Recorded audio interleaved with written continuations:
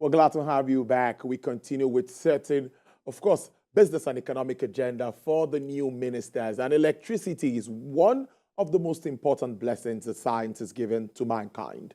It has also become a part of modern life, and one cannot think of a world without it. Electricity has many uses in our day-to-day life. It is used for lighting rooms, working fans, domestic appliances like using electric stove, air conditioners, and more. All these provide comfort to people in factories, large machines, and worked with help of electricity.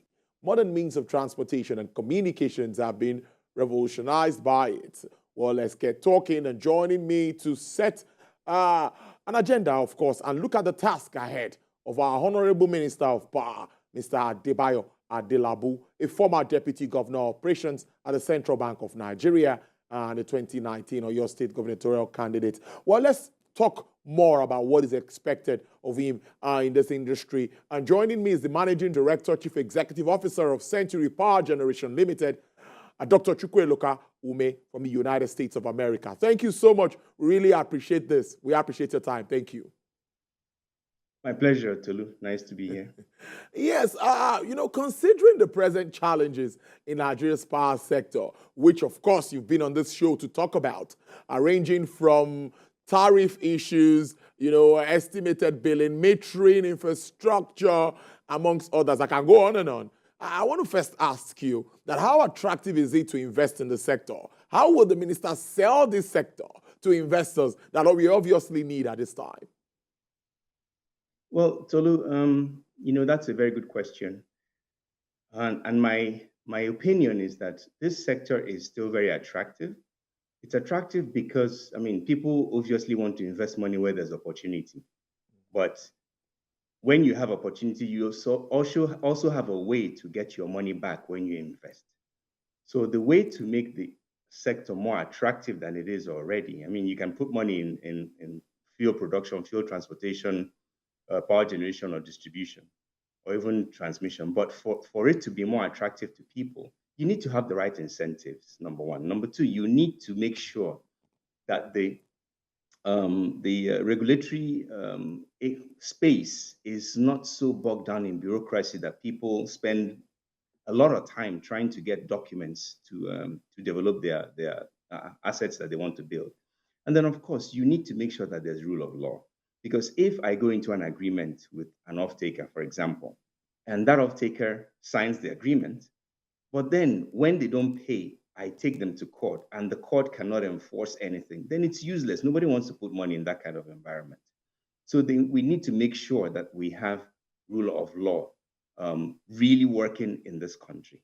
So the minister really has a lot of work, not just by himself, but to work with other ministries, Ministry of Justice, the Ministry of Finance, Petroleum as well, to make sure that people are convinced that we're serious this time around. I see that. So there must be that synergy. Let me follow up on and write on that. That, of course, after the swearing in on Monday. So what sort of conversation do you now expect the minister to get into as he starts his job in the ministry? Tolu, my gut answer is I don't know. And I say I don't know because we live in very interesting times. There is a lot. And we live in extremely interesting times. And when the minister goes to work, unfortunately, a lot of our ministries are populated with a lot of people who have no business working there because they don't even understand what their functions should be. There are, on the other hand, some really good technocrats in these ministries whose voices, unfortunately, are not heard. So by the time the minister gets to work, he has to deal with a lot of garbage. And unfortunately, garbage takes a lot of time. So the time remaining to talk about the real issues may be so small that the poor man may find that he doesn't really have time to get any work done. So one thing that he has to understand, if he was to speak to me, I would say, Mr. Minister, you need to understand that your primary job, the only job you have, is to create an environment where private investors can come in and really honestly take over the power sector of Nigeria. That is the only job you should focus on. Anything else doesn't matter. We have a lot of fat in our public service, and this unfortunately takes up a lot of time.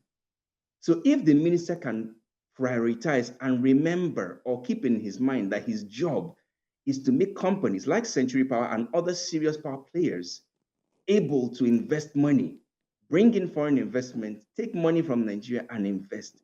If he can understand that is his only job, I think he'll do well in however much time he has in this position.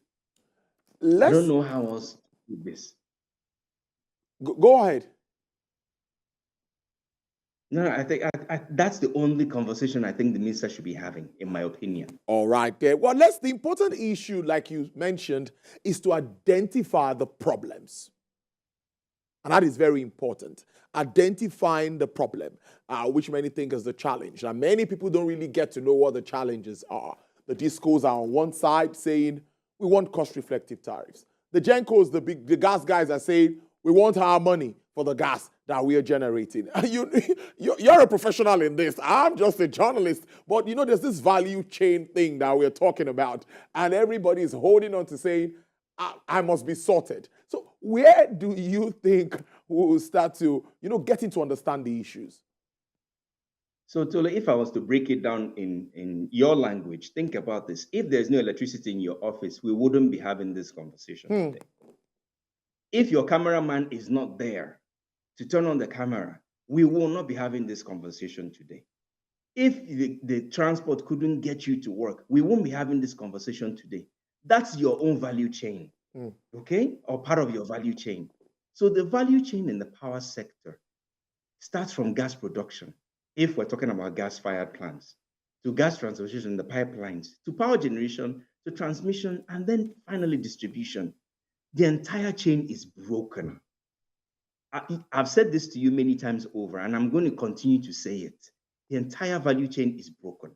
We don't need to have more sessions or more consultative forums to discuss what the problems are. The problems are well known and have been well dimensioned. Unfortunately, Tolu, some of the work that has been done to put these problems down on paper, the nice papers will be taken and put into a nice dark closet, and they will never see the light of day.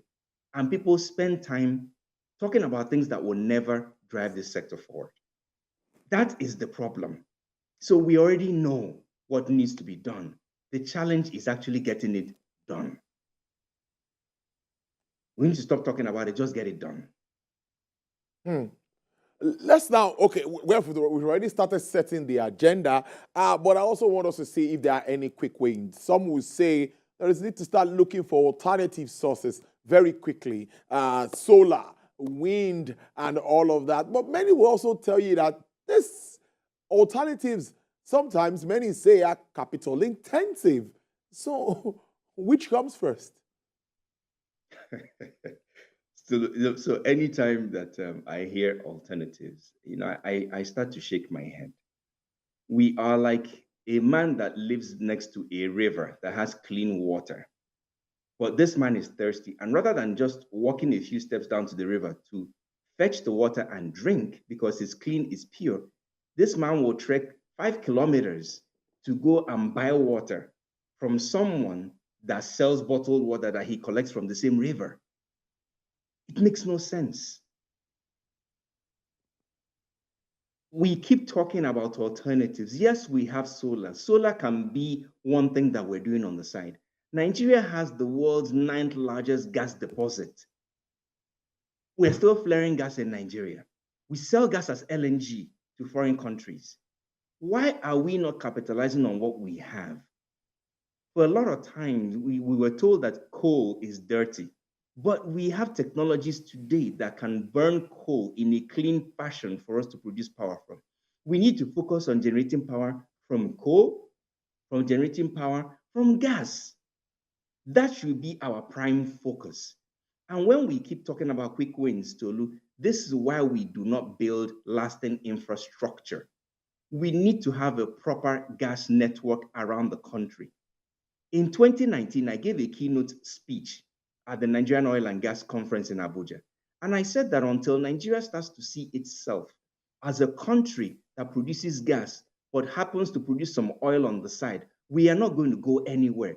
Today, the government is making a big fuss about gas and how we need to convert from petrol to gas and diesel to gas. Great, that's the nice thing to do. We should have started doing that many years ago, but that's okay. We are where we are today. We need to stop thinking about quick wins all the time and focus on building lasting infrastructure. Think about what's happening in UAE today.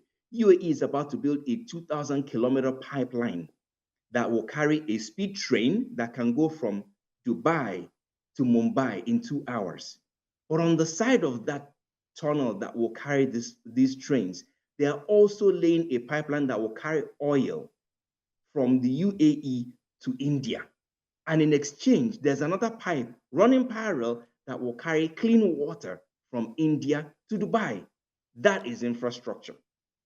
So if we are serious about solving this problem once and for all, we need to have a proper gas network in the country. So I should be able to come into my house in Nigeria, turn on my gas cooker, and there's piped gas coming out. Gencos should be able to have pipelines running to their companies to produce cheap electricity with. But what we're talking about now is compressed natural gas because we don't have a proper gas line. We're talking about liquefied natural gas, moving those around, moving that around in the country because we don't have a pipeline. We're still dealing with a transmission infrastructure that is decades out of date. We keep talking about quick wins, and this is what gets us in the trouble that we are in today. The minister needs to focus, create a playing field that allows private investors to take over this entire sector and gladly hand it over to the private sector. Let's do what we need to, what we know how to do. Build a lasting business that is profitable, that people can actually benefit from. This is what we need to focus on. Very important point raised there. But Nigeria has a new electricity act, of course, that paves way for states to generate and distribute electricity. Let me ask now, what are the advantages of this for the entire value chain? You know, that policy that was created is important. It's important for me because, you know, we need to decentralize the sector and put it in the hands of the states, because the challenge that a state in the South is facing is kind of different from the challenges faced in the Southwest or the Southeast, and very different from the challenges that are faced in the Northeast or Northwest or North Central. And I say different in the sense that the guys in the North Central or the Northeast or the Northwest have a lot of solar. I mean, they have a lot of a high solar iridescence coming to them. So they can augment whatever power they get from the grid with power that can be generated from solar. The guys that live close to the Kainji area should be able to benefit from the dam and from the river that is there. But the guys in the South or Southeast or Southeast and South are sitting on gas. They should be producing a lot of electricity from gas.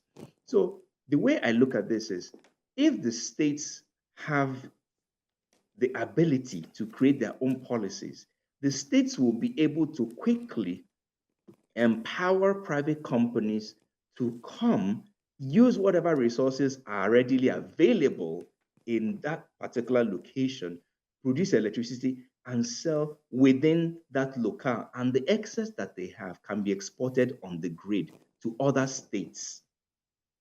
And because it is brought down to the state level, it should be quicker to do the licensing, to help the companies develop their power assets, rather than having one big body, NERC, trying to settle this for everybody around the 36 states of the country. It hasn't worked. But unfortunately, this policy that has been created has only been latched on fully by 3 states: Edo State, Lagos, and Kaduna. What about the remaining 33 states? They need to quickly get off and get up to speed and help private companies to start developing plants or distribution or whatever it is they need to do within their locale. Always The interesting minister topic. can also help in this respect as well. Yeah, of course, we have a role to play in all of this. So I would like us to wrap up looking at the outlook. It's always good to have an outlook, whatever the challenges are, things are done right or otherwise. What do we expect Nigeria's power sector? NEC is already saying that there's going to be a code number sent that we're going to revalidate our meters. We don't know what that is, but I think a lot of work is being done. But getting things right or otherwise, what's your outlook? Tolu, the outlook for Nigeria, if you asked me this question a year ago, I would have given you a slightly different answer. Like I told you, we are in a very dynamic society and things are changing very rapidly. Yeah, of course. Today, I mean, I went to buy petrol here in the US. I filled my gas tank with petrol. I paid $70. That's the equivalent of 58,000 naira. Well, depending on which day you're looking at, it's about 58,000 naira. Minimum wage here in a month is about $1,000. If I fill my gas tank in Nigeria, my petrol tank in Nigeria, I still pay about 58 to 60,000 naira or more. Minimum wage is still about 30,000 naira. So we're paying the same amount of money. Minimum wage is worlds apart. So we need to keep this kind of metric in our head. Inflation in Nigeria has run away. Our middle class has been eroded. Some of the people that were in the upper class are now poor simply because of the devaluation of the naira. So we have to keep some of these numbers in mind. We used to say that we need a cost-reflective tariff in the country. Now we have a cost-reflective tariff, but unfortunately, a lot of people can't even afford the electricity. But some people are still having to survive by generating their own electricity using either diesel generators or petrol generators. How do they even do this? How do small companies that rely on generators, how do they operate? They can't operate anymore. They can't pay salaries. People don't really have money anymore. So the conversation has completely changed. But at the heart of this still remains the fact that people still need to have 24/7 electricity for them to survive, for people to do business, for people to basically have a way to make money and survive daily. So the conversation has changed quite a bit in just the past 3-4 months. So Tolu, it's a state of emergency, and we need to start having. It's a serious one there. I must thank you so much for your time. I've been speaking to Dr. Chukweluka Ume, who is the Chief Executive Officer and Managing Director of our Century Power Generation Limited, speaking extensively on expectations from the new Minister of Power, what is expected to revamp that very sector of Nigeria's economy.